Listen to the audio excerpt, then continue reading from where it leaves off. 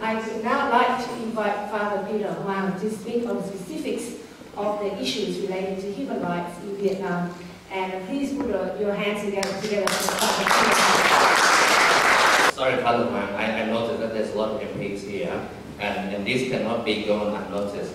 As we talk about foreign interference into Australia and all of that, I made an observation of when we make an entrance into the Australian Parliament House, there is a board at the front of the Parliament House that's all written in Chinese, and there was a Chinese Communist flag there.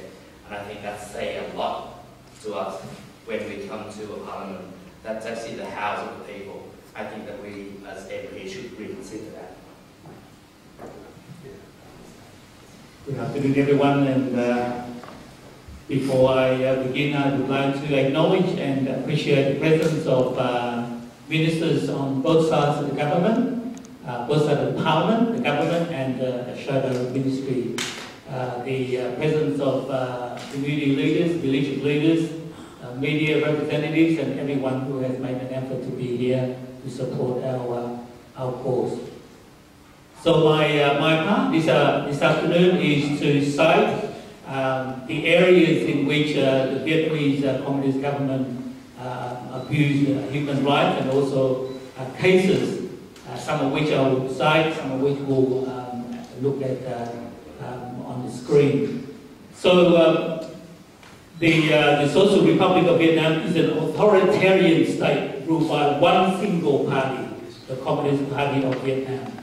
The most significant human rights issues include arbitrary and unlawful deprivation of life, torture and cruelty, inhuman and degrading treatment, arbitrary arrest and detention of persons peacefully expressing dissent, systematic abuses in the legal system, including denial of access to an attorney, visit from family, and fair trial.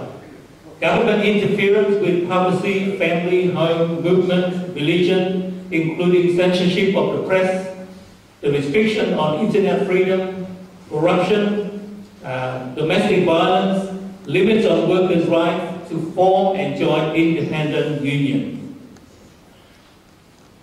And so Vietnam frequently used vaguely worded penal code provisions during the year or all the time to crack down on dissent, such as carrying out activities that aim at overthrowing the people's administration or undermining national security, conducting propaganda against the state, and abusing rights to democracy and freedom to infringe upon the interests of the state. Every time when I hear the line abusing rights to democracy, I cringe because there's no democracy in it. And so I want to cite a few areas and then look at some cases, and that will be demonstrative enough for us to see what's happening over there. During the last year, authorities arrested at least 21 rights bloggers, activists, including former political prisoners Nguyễn Bắc Truyền, Trương Minh Đức, and a few others there, for exercising their civil and political rights in a way that the government views as threatening national security. At time of writing, at that time, at least 10 other people had already been put on trial, convicted and sentenced to between 5 and 10 years imprisonment. Authorities continue to detain many people without trial, including bloggers Hồ Văn Hải and Lê Thu Hà with Van Dai. In May last year, an appeal court upheld a long prison sentence given to Trần Anh Kim and Lê Thanh Tùng. Every day, I follow these things on the internet, on Facebook, and I cannot, it's just so hard to keep watching or reading because so much abuse is happening over there. In June this year, the court in Khánh Hòa, this is a very, very well-known case, sentenced a prominent blogger, Nguyễn Ngọc Như Quỳnh, known as Mother Mushroom, to 10 years in prison for critical online posts and documents she published on the internet collected from public sources, including state-sanctioned media. And she was sentenced to 10 years imprisonment.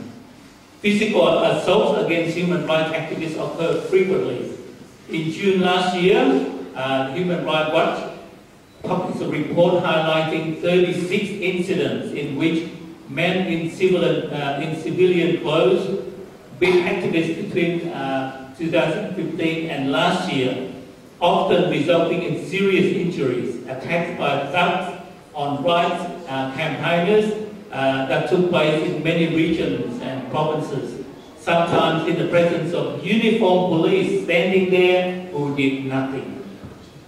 A typical case occurred in February last year when a group of men in civilian clothes again abducted a former political prisoner, Win Trung Ton, and his friend off the street, dragged them into a van, drove them away. While in the van, the men stripped off their clothes, covered their hands with jackets, threatened them, repeatedly hit them with iron ties, and before dumping them in the forest. And the police failed to seriously investigate any of those cases or apprehend any suspect. And so there's so many cases that have collected.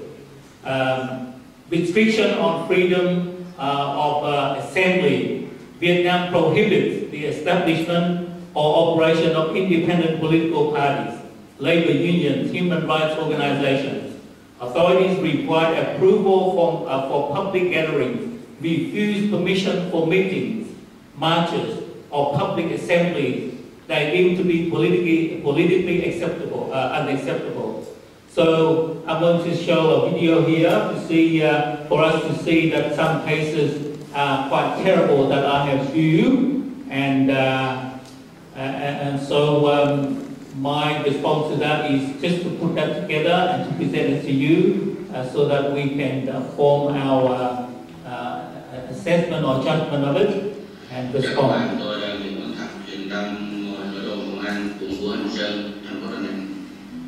Activists in Vietnam face retaliation for their activities.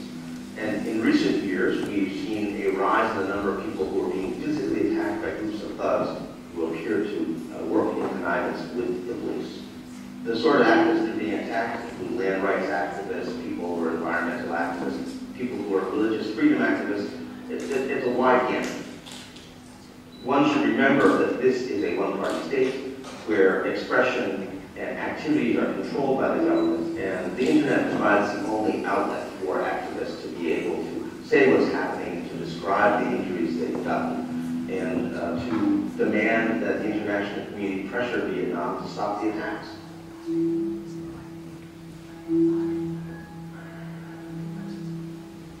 Bố thằng, các bạn có biết không, bố thằng anh em,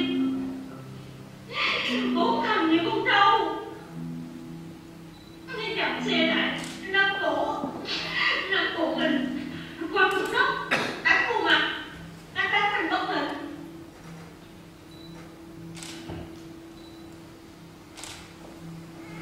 Họ thường đánh tập trung vào phần mang tay, thay dương, đầu, xương sườn, xương sống và phần phổi. When activists report attacks to the police, very little happens. There are hardly any investigations. There are hardly any consequences for the thugs who perpetrate the attacks. In many cases, people believe that the thugs are probably working with the police.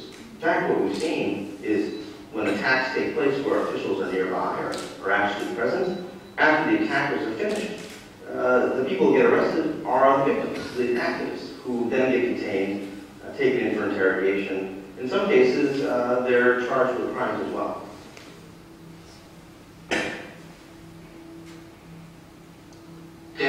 Từ năm đến từng chỗ đến tổng công an của các nước luôn đánh đập người vô cớ của các lực lượng an ninh hoặc khủng bố.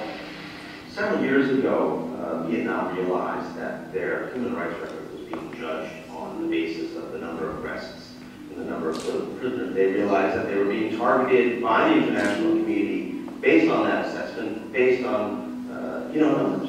And so I think what they've changed is their tactics. In a number of cases, the arrests are still occurring, and we do see people still going to court. But in other cases, we're seeing more and more of these thuggish attacks, which the government denies involvement in.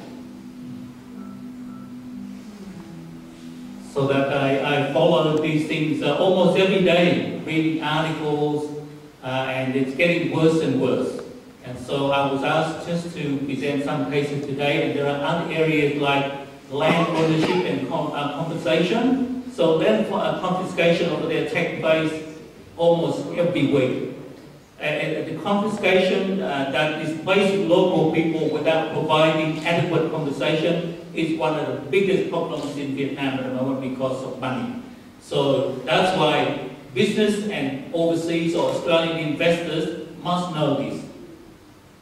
Investors go in there and have a deal with local government, and then everything's signed according to international law. But in the meantime, the local developer or whatever send security forces to the land and confiscate the land even before the landowners know anything about this.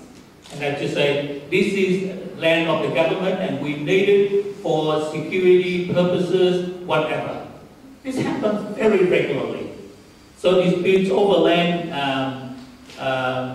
confiscation for socio-economic development or other security project happens over there all the time. And it's a significant problem causing a lot of public grievances. Many villages whose land the government forcibly seized, they protested at the government offices for failure to address their complaints. And I have seen the poor people go to the government's places and kneel down in front of the house, begging them to help them to deal with this more justly. In the meantime, the security forces out there are bulldozing the land and selling that to overseas developers. It's extremely unjust. Also, restriction on rightful movements that we enjoy here, we don't even think about it. Local police use force and intimidation to prevent people, especially activists, from participating in protests and human rights discussion, attending trials of fellow activists. Police also stop rights activists from traveling abroad, sometimes citing vague national security reasons. In January last year, police prohibited former political prisoners from leaving the country for a personal trip to Thailand. In April, they prevented a non-political detainee with Van Dijk's wife and other people from going to Germany to receive a human rights award from the German Association of Judges on her husband's behalf. She's not even the activist, but she's barred from leaving the country. Freedom from expression, things like internet restriction, enormous, getting worse and worse. In June 12 this year, Vietnam National Assembly passed the law on cyber security with a huge majority, but they are really puppets of the Communist Party. The law will be coming into effect on the 1st of January next year, but they are already applying that. And so there are key provisions of the law, but I just want to give you a little bit of thoughts on the impact of this law. Foreign governments and firms believe that the new law can affect foreign investments and firms operating in Vietnam. According to Vietnam Digital Communication Association, the new cyber security law can reduce the GDP growth by 1.7% and reduce foreign investment by 3.1%. That's even them assessing it. So, this decision has potentially devastating consequences for the freedom of expression in Vietnam. In the country's deeply repressive climate, the online space was a relative refuge where people could go and share their ideas, opinions, with less fear of censures by the authorities. With these sweeping powers, it grants the government more power to monitor online activity. This vote in the parliament, which is again ordered by the Communist Party to vote, there is now no safe place left in Vietnam for people to speak freely. This law can only work if tech companies cooperate with the government demands to hand over private ideas, private data. These companies must not be party to human rights abuses, and we urge them to use considerable power they have at their disposal to challenge Vietnam's government on this very repressive legislation. I've got quite a few cases there, but I just want to cite one or two cases in terms of religion, in terms of religious persecution. First, just two, so please bear with me. On July the 30th, the independent Hoa follower and religious freedom human rights activist Nguyễn Bắc Truyền and Protestant pastor Nguyễn Trung Tôn were separately arrested for, in inverted commas, carrying out activities aimed at overthrowing the People's Administration. They cite this all the time, regardless of what you do. And so other cases, for example, 3 Redemptorist Catholic priests and a Buddhist monk reported that they were restricted from traveling to attend a special mass for the feast of Mary. So I saw this one on Facebook. So they were barred from it, and there were 2 plainclothes police there stopping them and getting ready. If they leave it further, they will be beaten. And there are so many other cases. I've got quite a few here, but I just want to bring this to a conclusion, and then we can exchange their thoughts and ideas or responses to the issues. The issues of human rights is central to good corporate and business organizations.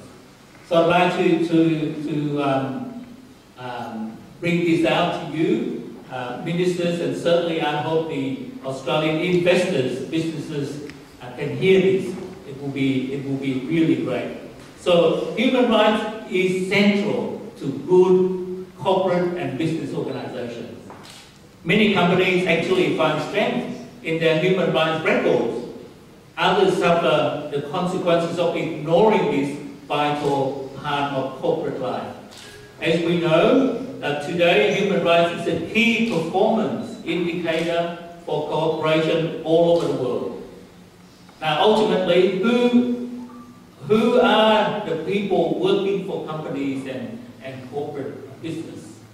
People. Not just the investors sitting in their offices signing documents. The people in the factories, in the fields. These are the ones who are producing things. And so if corporate businesses don't pay attention to this, they would be seen as complicit to human rights abuses. One clear irony we see in our global village now is that just as technology remakes our world, the need to maintain the human dimension of our work and the company's sense of its social responsibility is paramount. It's very important and equally now hopefully growing. Harmonizing economic growth with the protection of human rights is one of the great challenges we face today. Everything is done in the name of economic development, but humans continue to suffer. That is not right. Ultimately, well, the people are people make up society and any group, so we must pay attention to their needs. So it is a challenge which, if met, can harness the great power of economic growth to the great principle of human dignity. The dignity of the human person must be understood not just by religious or philosophical organizations or understanding, but must be part of everyday practical activities of human society. We urge the Australian government, particularly the FAT, to take stock of the progress made by various Australian investors in Vietnam in giving effect to the human rights principles that business should support and respect the protection of internationally proclaimed human rights within their sphere of influence. and make sure that they are not complicit in human rights abuses. The Australian international businesses in Vietnam particularly should have some sort of corporate code of conduct protecting human rights, labor rights of workers employed by companies and their business partners. Inclusion in their charter or their rationale, human rights as defined by the Universal Declaration of Human Rights, have that engraved in their business principles, expand their attention to human rights organizations that advise them, consumers and media to business impact on human rights, assess that, and also try and increase dialogue between companies and stakeholder groups concerned about human rights. And so certainly the Vietnamese people in Australia and certainly in Victoria, we respectfully ask the Australian and Victorian governments and members of the business world to heed our call and concern by publicly, and like Mr. Liu said before, can be quietly raising a call on the Vietnamese government to respect the fundamental rights of religious organizations, of all sorts of human rights organizations over there, and to ask them to end harassment, arrest, persecution, imprisonment, ill treatment of people over there, especially certainly in the area of religious freedom over there, to ensure that legislation dealing with religious activities and human rights is in harmony with the international human rights law. Before agreeing to sign any more contracts between the Australian government and Vietnam government, especially in different areas like defence or health and education, tourism, hospitality, it would be good if the Vietnamese government respond to the Australian government request to improve human rights over there. Otherwise, maybe create some measures that would impose sanctions on individuals or even organizations that are complicit in human rights abuse. So finally, we rightfully appeal once again to the Australian government to continue to be proactive and confident in these areas, in putting forward more and more rightful conditions and requests to the Vietnamese government, that also to the Australian investors as well, that one of the central measures of the company's social responsibility is the human rights in their activities.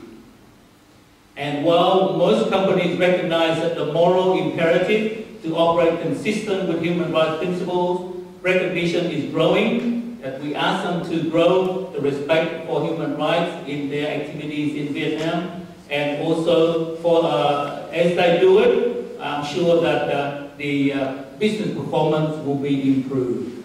And so thank you everyone for giving us an opportunity to present our concern today, and I'm pretty sure that the Vietnamese government and the Australian government can work together. I'm very sure can work together in these areas of human rights to improve it, so ultimately to bring about more freedom and liberty, more peace and justice, and stability and prosperity, not only in Vietnam, in Australia, but also in the region as well.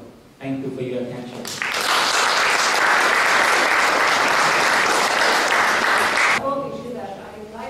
Acknowledge the presence of our members of Parliament today, particularly paying attention to Inga Pirish for having stayed all the way of the entire session this afternoon. Hoon Jung, the Honourable Robert Clark, who's just joined us, the Honourable Robert Scott, the Honourable Marsha Thompson, Mr. Caesar Mallon, the Honourable Luke Donnellan, Mr. Bernie Finn, Mr. Mara Thompson, the Honourable Lydia Thorpe, and Ms. Nina Springwell. If I've missed any member of Parliament, I will apologise.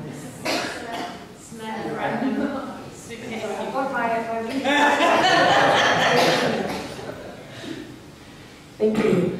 And I also want to particularly acknowledge, I know you are very busy, our federal judge, Justice Tony Pagoni, who's able to join us today, and the Honourable Consulate for Germany, Mike Pierce, as well, who was also able to join us today. Thank you, Mike. And I want to also acknowledge the presence of our councillors.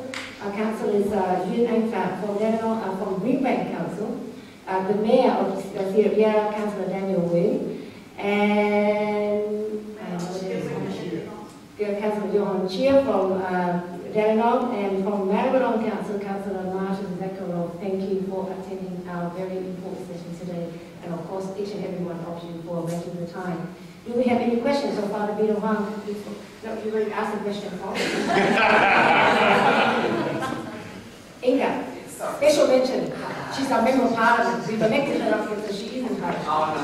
I don't want to take precedence over anyone. But I know, thank you, Father, for your presentation. I noticed that you referred, obviously, this sounds very plausible, that the indicators that the international community uses to judge the level of abuse of democracy is the number of political prisoners and so on. So with the other indicators being assaults and confiscation of property. Unlawful detentions. Is that information also gathered somewhere on some sort of internet site where that can be also used as an indicator?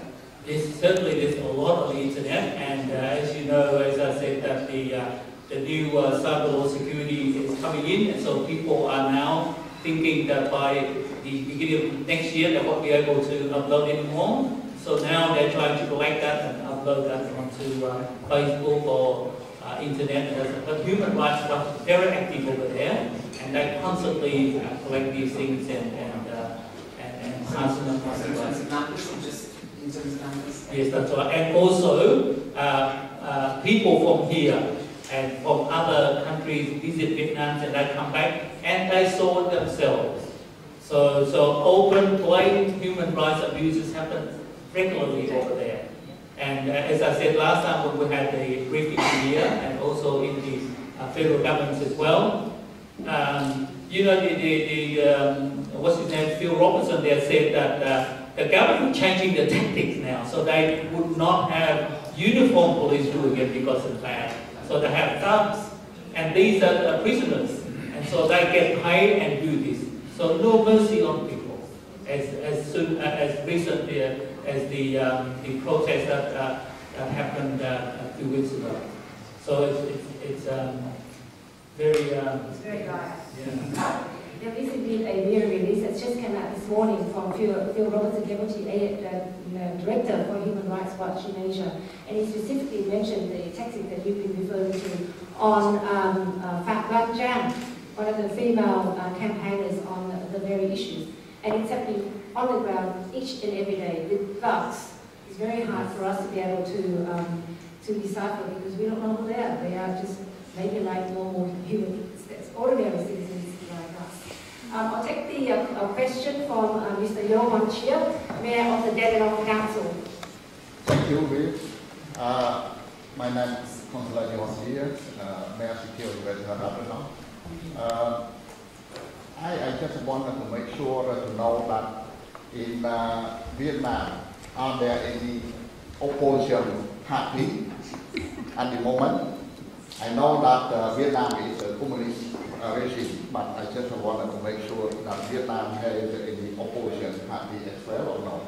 First question, and the second question, what is your next step that the Vietnamese community who live in Australia should do just to get human rights in Vietnam? Because I came from Cambodia and my country is worse than Vietnam because they call even they have a king, they said they got a freedom, but they demolished the opposition party, they put the opposition leader in the jail, they dismissed all the 55 members of parliament, and everyone now just ran away from Cambodia to be opposing. Thank you. I'm pretty sure there isn't an opposition party in Vietnam right now. If there is, we could be doing something about that, but there isn't one. So at least Cambodia does have an opposition party, albeit all lost now in the last election. What do you want to mention about the next steps, or can Victoria answer that question? I actually call the Sydney chapter representative BCA, but I would like to say something. Sure. Or would you like to answer that question from your chair, the Mayor Council, the large population of Vietnamese Australians? Look, I'm very honoured here today. I'm very nervous to see all the Victorians.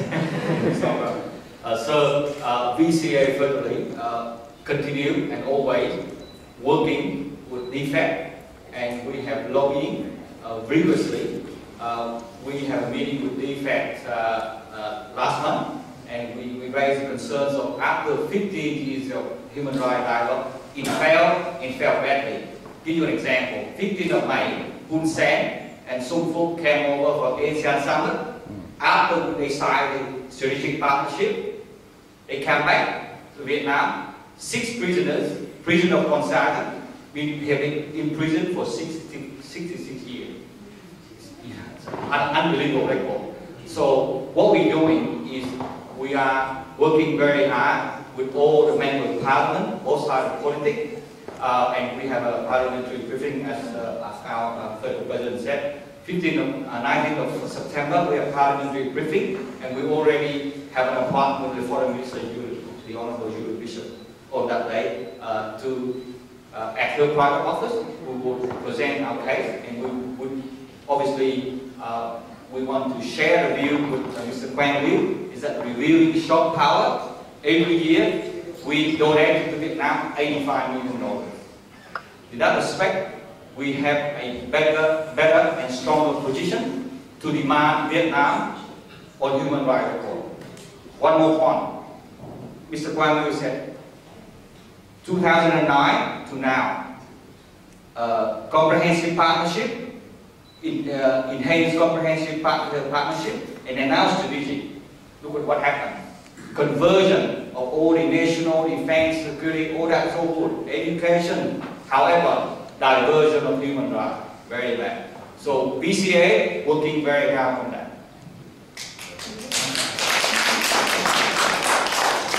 I just want to make further observations as to what we might do next. I think DFAT is a top level, no doubt about that. But you know, the word diplomacy is there.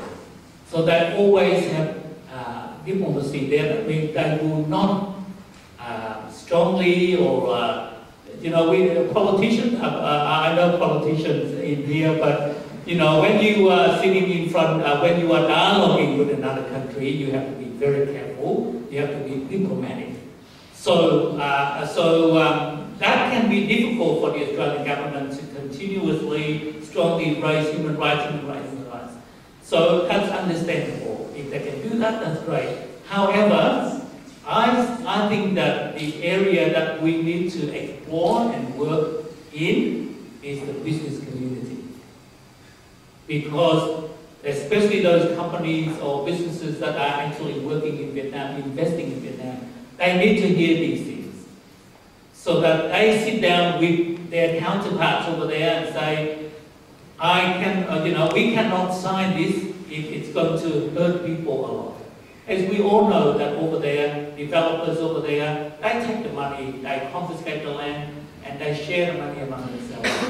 And people get very little, very unjust compensation. And the land turns into a big factories or company or whatever. And the money that the Australian investors bring to Vietnam, well, thinking that increase employment for the people, it's not so. There might be some job for them to do, but certainly it's totally inadequate and even unjust wage for the workers over there. And so maybe that's the area, perhaps even a little bit more strategic, that we speak to the business community and say, you know, if you are investing in Vietnam, what are your conditions for the Vietnamese side of your contract there? Just to make sure that you know, they bring this up, because that's a nitty-gritty level, whereas the diplomatic level is up there. You know, the Australian Prime Minister, the Vietnamese Prime Minister might sign the contract. Yes, we respect human rights in Vietnam and that sort of thing. But once it comes down to the local level, It's still happening over there. People are still abused and their rights have nothing. It's just money and power in the authorities there. So maybe that's the area that we might need to explore.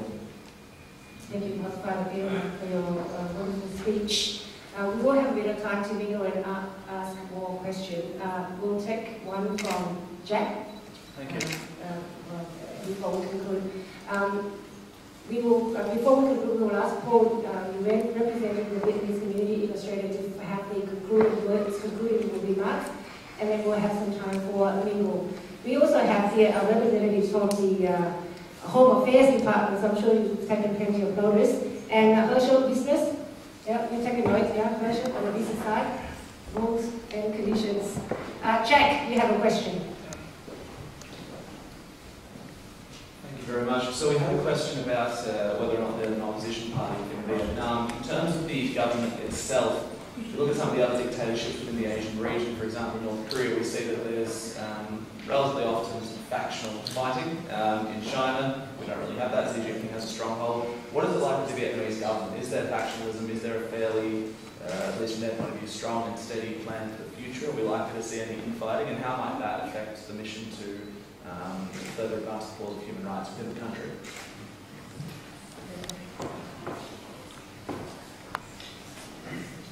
As far as what I have read and collected from various sources and follow what's happening in Vietnam, I believe that there is internal turmoil now in the Vietnamese regime because of, so there are factionals that are very quietly, and so there's many articles have been written analyzing the situation. But whatever it is within the Vietnamese regime there, now the Chinese Communist regime is actually running Vietnam. So, from what I have gathered and listened to countless number of analysis of what's happening over there, is that the Vietnamese government, you know, when I use the word Vietnamese government, I'm so conscious, I don't want to use the word government. I use the word regime more because they are not governments. They are not governing the people. And so what's happening now is the Politburo, the General Secretary and his team, even in the Parliament. The parliamentarians over there are all communist members of the party. And so they are carrying out, at least implicitly, the orders from the Politburo from China.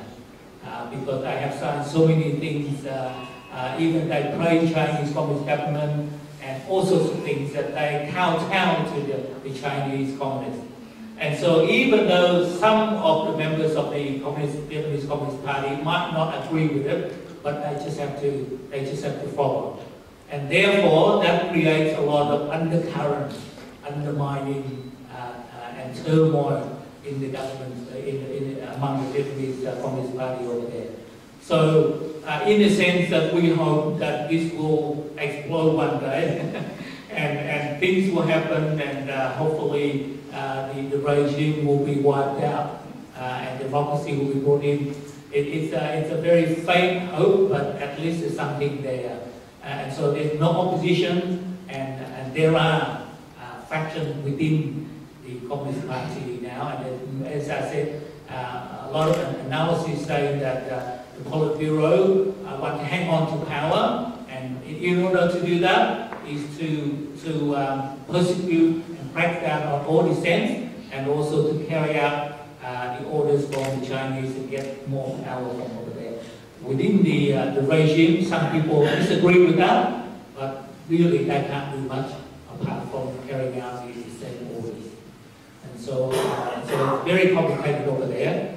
And we hope that the regime won't last because of what they will do in terms of within the country and internationally as well.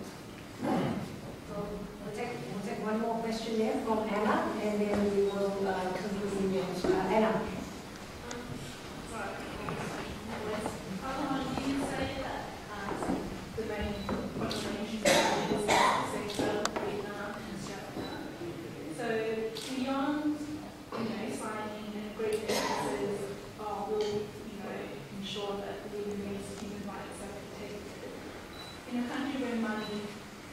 eyes, power, and words.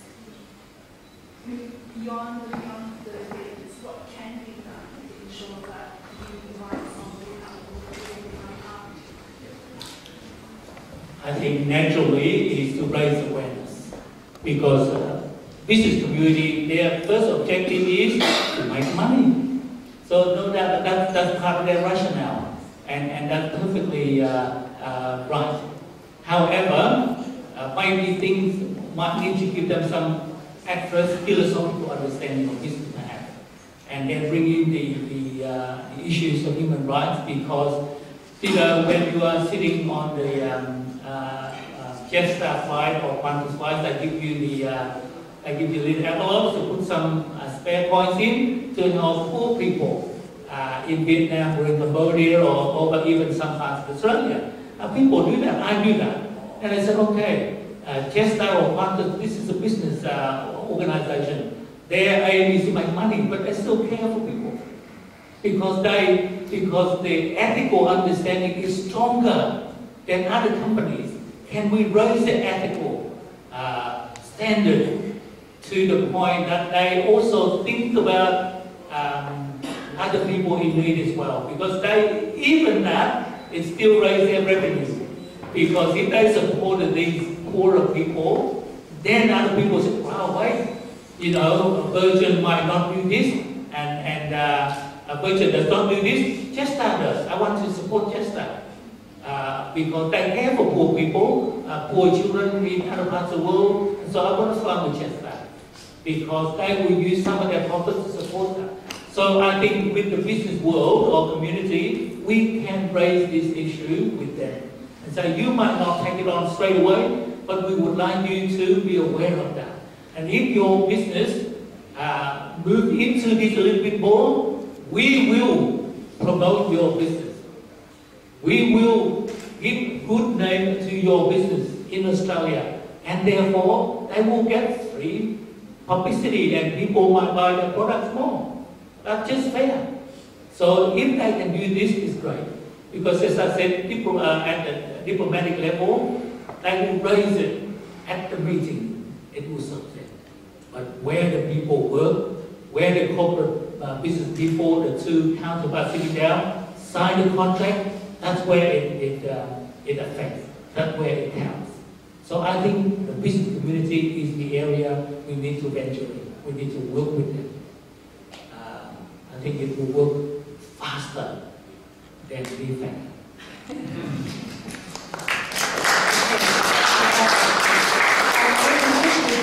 the final remarks from Paul, the Vice President of the Vietnamese community in Australia, all the way from Sydney. Thank you, Paul. And take the stage.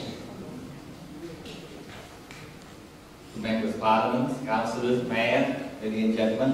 Firstly, thank you, Vivian, for organising a wonderful event. Thank you all the speakers for the inside presentation. To my VCA Phêrô, he asked me to speak on his behalf. Ladies and gentlemen, I think Australian-Vietnam human rights Australian-Vietnam partnership, looking at from the human rights perspective, what are the costs, what are the benefits? Obviously, from the Australian point of view, there's a lot of benefits involved. And everyone knows that from the economic point of view, from the strategic alliance, South China Sea, the tension between China and Vietnam, China and Vietnam and the US, all of that is well and good. However, the cost is a human right. And as an Australian Vietnamese, we're applying to ensure that our people in Vietnam, human rights, will not be abused any longer. It has been abused for so long. 15 years of human rights dialogue has failed. And it's about time that VCA would lobby vigorously and do it in such a way effectively that our voice will be heard. And I do agree with Father Hoàng in the aspect that we're not only working with DFAT, but we're working with the business community to ensure that even though economic is first and foremost, but we must ensure human rights is observed. Thank you, Vivian, once again for this wonderful event, and I hope that we'll continue to do the work.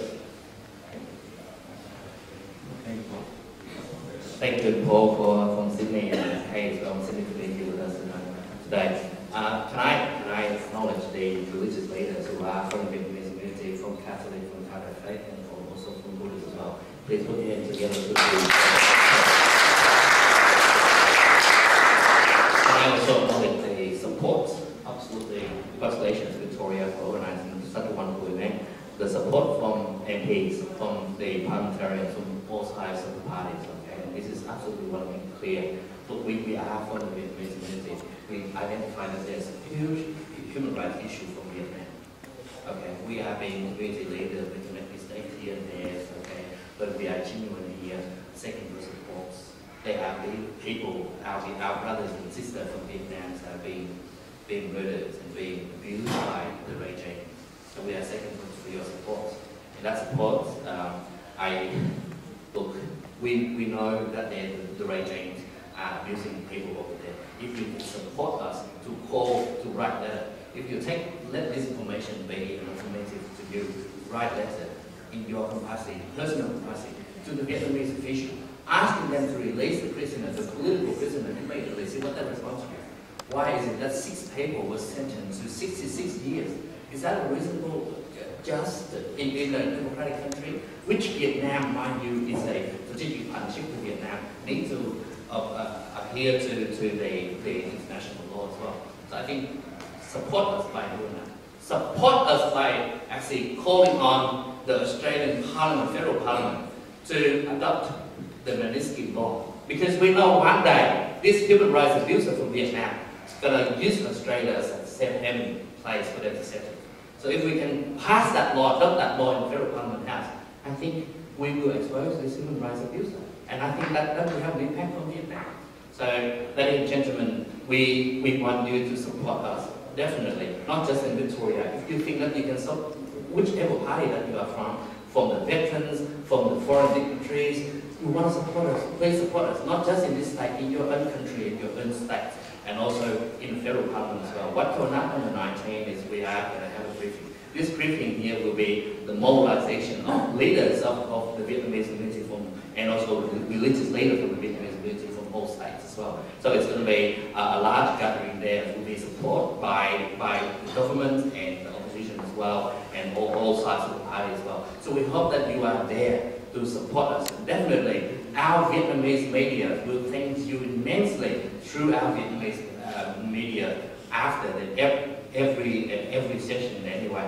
So the information is not to attack any political party or have a go at the current government. No, it's not that. It is, the reality is that the policies of the Australian government that have a human rights dialogue with the Vietnamese government, right? And that has since 2001 to now.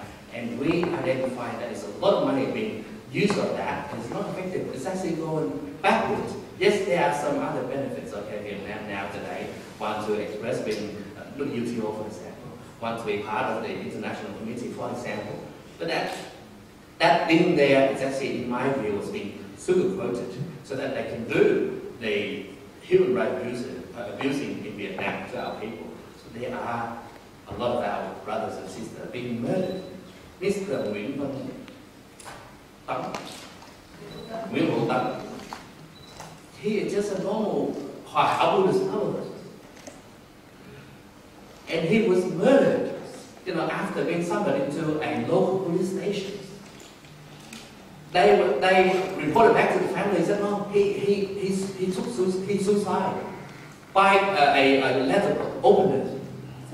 How could that happen, ladies and gentlemen? Are we Australia today? Are we going to focus on just trade and ignoring all other factors? I don't think so. I think that we, as Australian people, are very sophisticated people, very clever people, and very generous and kind people. And with that generous and kind, I think that we can help us. Not just us, help the Cambodian community as well. I want to Hong Lim and also give them cheers up here, but I want to respond to that point too. I have gone to Sydney and other states and met with ethnic communities, particularly within the Asian communities. Why? because there's a lot of dictatorships and communist regime in the Asian countries.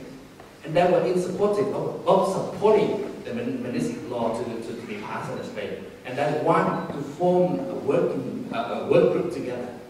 I was actually very warm with the ideas of forming so-called Free Asian Alliance. For that, we can actually voice a lot more, but that's in response to Yu Hong Jie. Ladies and gentlemen, thank you so much, and thank you, Victoria.